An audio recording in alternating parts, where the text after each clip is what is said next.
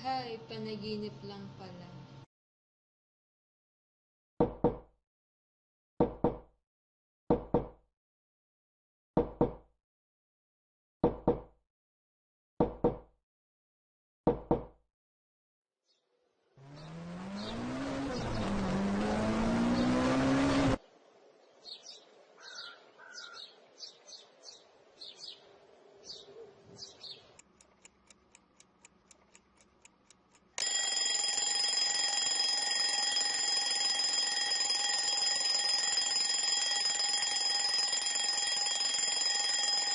Sia, bangon na. Malilate ka na. Hay, naku kang bata ka. Yan kasi laptop ng laptop. Kulang na lang ingudgud mo yung mukha mo sa monitor ng laptop mo. Opo ma, babangon na po. February na, ganyan ka pa rin. Mag-e-end na school year, hindi ka pa rin natututong gumising ng maaga. Ma, relax, tama na ito. Babangon na nga po ako eh. O siya, sige. Bilisan mong maligo para makakain ka na din. Yes po ma.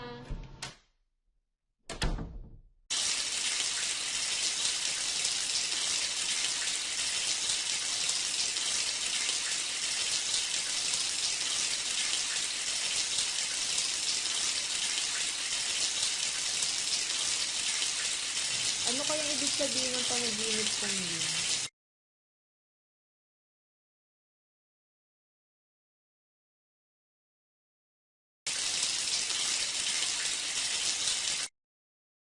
Sis, hurry up. We're getting late. Ate! Why? Remember, nung binanggit kong kami, si Chloe yun, may twins.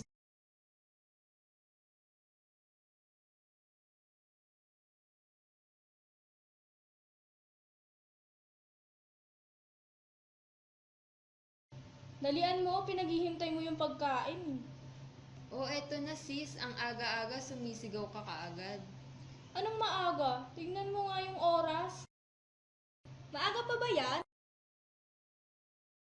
Ngayon nagmamadali ka. Ang bagal mo kasi ate. O Chloe, tama na yung pag-sermon mo sa ate mo. Kasi may si ate. Di pa din nagbabago. Tapos na ako, halika na, masyado kang excited pumasok. Excited? Late na nga tayo, babiyahe pa. Tara na, bilis, dami pa pang sinasabi. Maalis na po kami. O sige mga anak.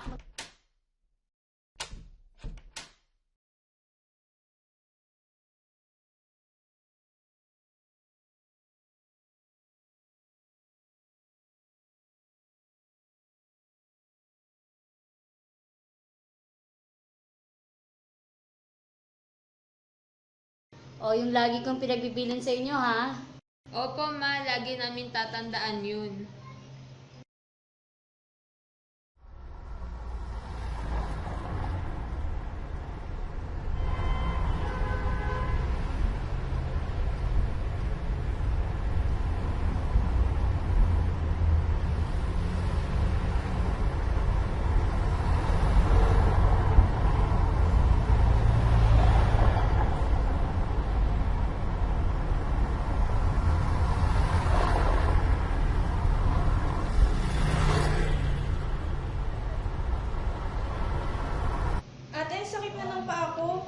Huwag kang mag-alala, konting tiis na lang, malapit na tayo.